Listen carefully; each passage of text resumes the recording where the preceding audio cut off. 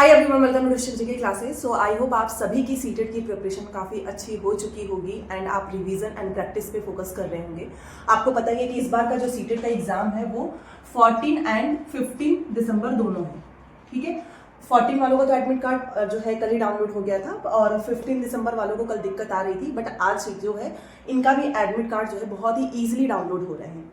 तो आप सभी ने अपना जो 2 दिन पहले वाला मतलब जो अभी आया है फाइनल एडमिट कार्ड, उसका जो है प्रिंट आपने निकाल ही लिया होगा और प्रिंट आप 1-2 एक्स्ट्रा जो है रख लेना, क्योंकि कई बार जो है गुम भी हो जाता है।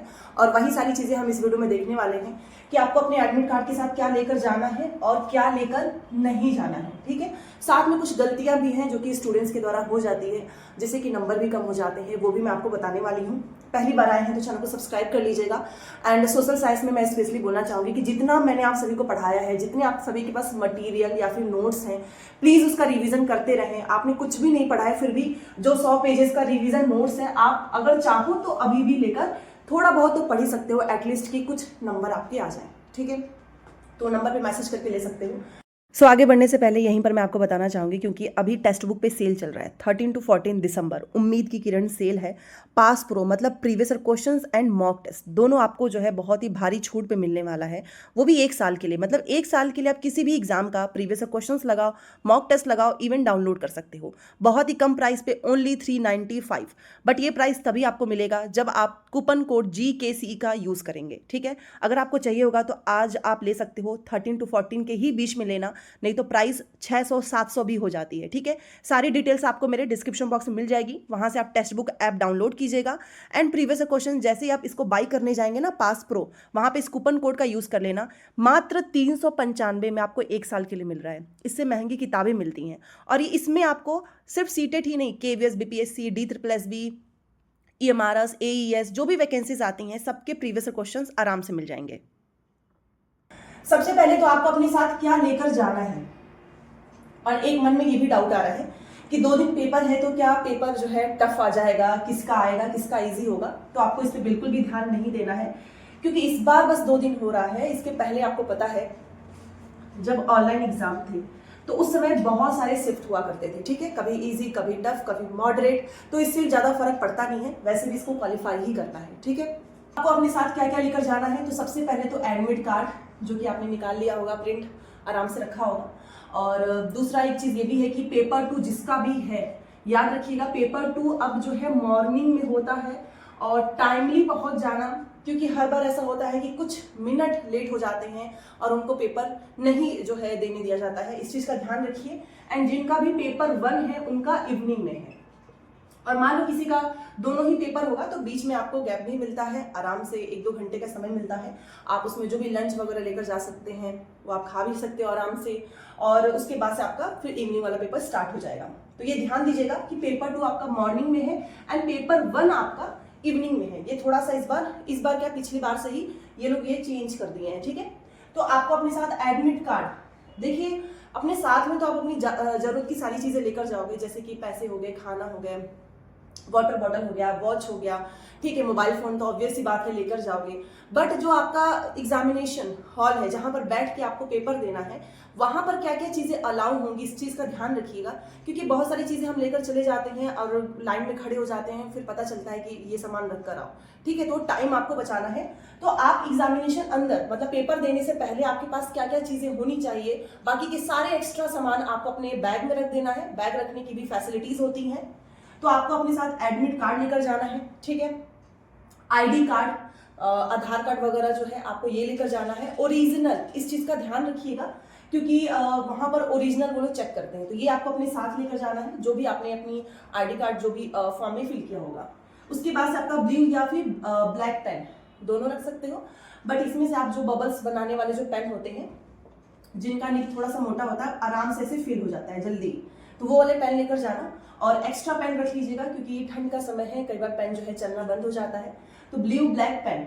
उसके बाद से आपका जो ट्रांसपेरेंट जो वाटर बॉटल आती है वो आपको रखना है। ठीक है, अच्छा ये जो पेन रखने के जो पाउच वगैरह हैं, बहुत सारे सेंटर में वो ट्रांसपेरेंट वाला अलाउ करते हैं और बहुत सारे एग्जाम में वो आपको बाहर ही रखवा देंगे।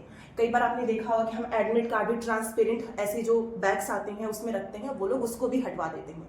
इस चीज का ध्यान रखिएगा कि सिर्फ admit card, ID, pen, water bottle, सिर्फ इतना ही आपको लेकर जाना है।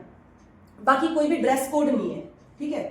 जिसमें आप कंफर्टेबल हैं आप वो पहन कर जाओ। अच्छा, इयरिंग्स वगैरह पे जो छोटे इयरिंग्स होते हैं वो तो चल जाते हैं, कई बार कुछ सेंटर्स में देखा गया है कि जो थोड़े से बड़े इयरिंग्स होते हैं वो उनको निकलवा देते हैं, ठीक है। और स्कार्फ वगैरह भी आप अपने सर पे अंदर नहीं रख सकते हो, वो भी आपको हटवाना हो, मतलब वो हटवा देते हैं, इस चीज का भी ध्यान रखिएगा। वैसे आप पहन कर जा सकते हैं बट अंदर वो अलाउ नहीं करते हैं कि जैसे कैप हो गया, स्कार्फ हो गया, वो सारी चीजें हटवा देते हैं, क्योंकि आपको पता है पेपर लीक में बहुत सारी चीजें ऐसे कुछ डिजिटल आती हैं जो दिखाई भी नहीं देता है और उसका यूज करके स्टूडेंट्स जो हैं गलत तरीके से पास होने की कोशिश करते हैं। इस वजह से ये इन सारी चीजों का ध्यान रखते हैं। तो ये सारी चीजें आपको लेकर जानी है, सिंपल है। क्या लेकर नहीं जाना है, तो वॉच आपको लेकर नहीं जाना है। स्मार्ट वॉच, सिंपल वॉच, सब कुछ वो निकलवा देते हैं, ठीक है। कई बार लोग पूछेंगे कि क्या हम सिंपल वॉच भी नहीं पहन सकते हैं? नहीं, वैसे भी क्लासरूम में वॉच होते हैं, नहीं भी होगा तो टाइम आपको बताते रहेंगे, ठीक है। तो वॉच कोई सा भी हो नहीं पहनकर जाना है, क्योंकि कई सेंटर पे जो सिंपल वाले वॉच होते हैं वो भी वो लोग हटवा देते हैं, ठीक है। एंड कोई भी डिजिटल आइटम जैसे कुछ पेन हो गया, कोई ऐसा इंस्ट्रूमेंट, इवन आपको अंदर जो कई बार तो पेंसिल वगैरह भी लेकर नहीं जाने देते हैं, ठीक है। सिर्फ इतने ही आइटम्स जो कि मैंने यहाँ पर लिखा है सिर्फ वही आपको लेकर जाना है। इसके अलावा कोई भी डिजिटल आइटम, वॉचेस, ये सब कुछ आपको नहीं लेकर जाना है, ठीक है, एक्सेप्ट दिस, ओके। बाकी आपको पता ही है कि एग्जाम में जैसे कुछ लोग मेरे से ये भी पूछेंगे कि क्या हम पैसे वगैरह नहीं लेकर जा सकते हैं, तो पैसे वगैरह आप आराम से अपने जेब में लेकर जा सकते हो, बट जो वॉलेट है या फिर बैग्स होते हैं वो आप लेकर नहीं जा सकते हैं। आप अपने वॉलेट में से पैसे निकाल कर अपने पास रख सकते हो, उसमें कोई भी वो लोग आपको मना नहीं करेंगे, ठीक है। वैसे भी आपके पास वहां पर समय भी होता है और आप अपने जो भी बैग्स वगैरह हैं, ठीक है, जिसमें आपके लंच होंगे, एक्स्ट्रा सामान होगा, आप उसको वहां पर जमा करवा सकते हो, ठीक है। तो इतनी चीजें आपको लेकर जानी है, क्योंकि जैसे ही एंट्री होने वाली रहेगी आपको ये सारी चीजें अपने हाथ में रखनी है। वो जैसे ही आपका एडमिट कार्ड चेक करेंगे, आईडी से आपका जो है मैच करेंगे, उसके बाद से वो आपको क्लास में भेज देंगे, ठीक है। देन आपको इंतजार करना है, प्लीज समय से जाइएगा। बहुत स्टूडेंट्स जो है लेट कर देते हैं, उसकी वजह से भी उनको एग्जाम में बैठने नहीं दिया जाता है, ठीक है। एंड अब मैं बात करने वाली हूँ कि कुछ गलतियां जो कि आपको नहीं करनी है एग्जाम में। सबसे पहली गलती कि जब भी आपको क्वेश्चन पेपर मिलता है, अगर आपको पहला, दूसरा, तीसरा क्वेश्चन नहीं आता है तो आपको उसी पे अपना टाइम वेस्ट नहीं करना है, क्योंकि 2.5 घंटे का समय है और आप जानते हो पेपर बहुत ज्यादा लेंदी आता है। और अगर आपने टाइम अपना वेस्ट कर दिया तो फिर आगे के क्वेश्चंस आप कैसे कर पाओगे। तो अगर आपको कोई नहीं आ रहा, आप तुरंत उसको स्किप कीजिए। कई बार आपने देखा होगा कि लास्ट में उस क्वेश्चन का आंसर आ जाता है, तो इस चीज का ध्यान रखिएगा।